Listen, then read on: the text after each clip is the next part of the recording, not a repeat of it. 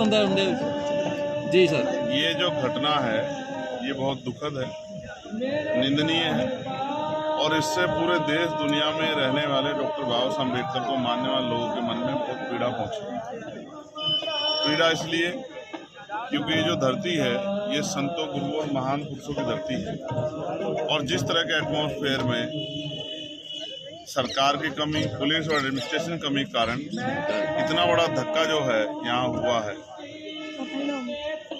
भारतीय संविधान को जलाने की कोशिश करना, उसकी प्रति को, राष्ट्रीय ध्वज को भी, कल इंक्वायरी में आया, मैंने आज सुबह ही मुझे पता लगा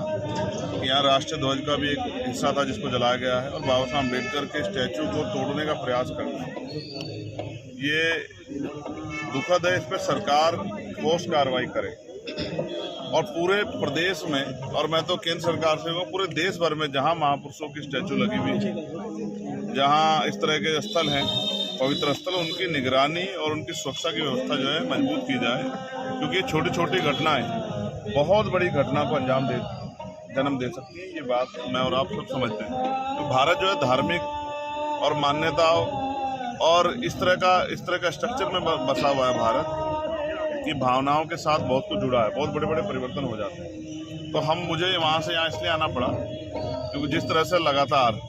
लापरवाही बरती गई, और अभी भी मैं इस बात को लेकर चिंता में हूँ कि मैं वहाँ ऊपर जाना चाहता था लेकिन सीढ़ी नहीं है, तो मुझे नीचे खड़े होकर माल्यार्पण करना, लेकिन अचानक उस दिन एक दिन रात पहले कैसे सीढ़ी लगी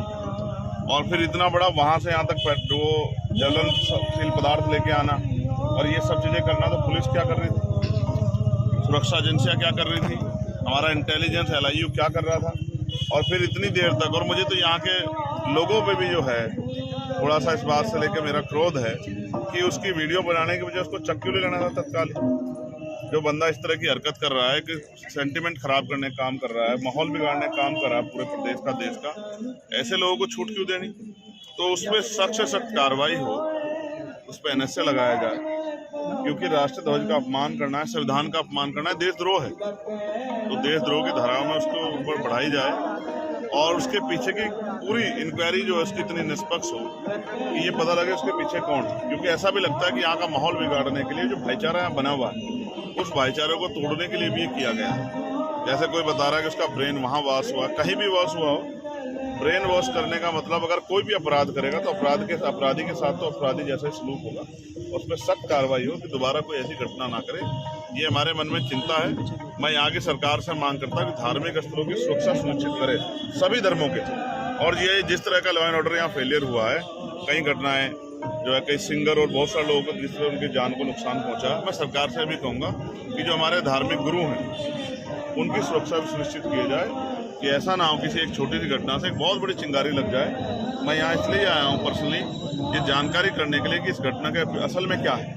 पुलिस की कार्रवाई और ये सब चीज़ सरकार की देखरेख में होता है, लेकिन ज़मीन पे बहुत कुछ पता लगता है। तो आज हम बैठ के इसमें चर्चा करेंगे और सारी बात को निकाल के फिर दिल्ली में जाके इस पर और मजबूत चर्चा करेंगे, क्योंकि ऐसी चीज़ों को रोकना पड़ेगा, भविष्य में ऐसी चीज़ें ना हो। सर देखा जाए तो जिस दिन ये मूर्ति के साथ ये हरकत की गई, जिस इंसान ने की है, कहना है कि उसी टाइम पुलिस के द्वारा वो पकड़ा गया था, तो आपको क्या लगता है कि अभी तक उसको कोई भी सजा क्यों नहीं मिली? नहीं, सजा तो कोर्ट देता है, पुलिस सजा नहीं दे सकती, लेकिन मैं आपसे स्पष्ट करूं कि अभी उसमें कार्रवाई और होनी चाहिए जी। जो लोगों की मांग है, क्योंकि लोगों पे गुस्सा है, लोग उबल रहे हैं जी, लोगों के मन में इससे पीड़ा पैदा हो रही है। तो पूरे प्रदेश को और देश से मेरे पास लाखों मैसेज है। फिर ये पार्लियामेंट के समय मुझे इसलिए आना पड़ा क्योंकि लाखों मैसेजेस, सबकी इच्छा थी कि आप जाके देखें, क्योंकि पंजाब जो है ये किसान मजदूर एकता का, शक्ति का सूत्र रहा है। और यहाँ से अगर इस तरह की चीज़ें हो रही है, वो भी फिर हमारे तीरथ हरमिंदर साहिब के पास अगर इस तरह से हो रहा है, तो ये फिर ये इसके पीछे भी कौन है, उनको उसकी जानना, उसकी फेर जांच हो, इसकी मांग भी सरकार से होनी चाहिए। मैं सरकार को मेमोरेंडम भी दूंगा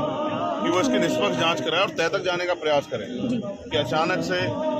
एक व्यक्ति जो अपने परिवार से दूर रहता था और उसने इतनी बड़ी घटना को अंजाम क्यों दिया। और जैसा ये भी बताया गया कि कहीं पे वो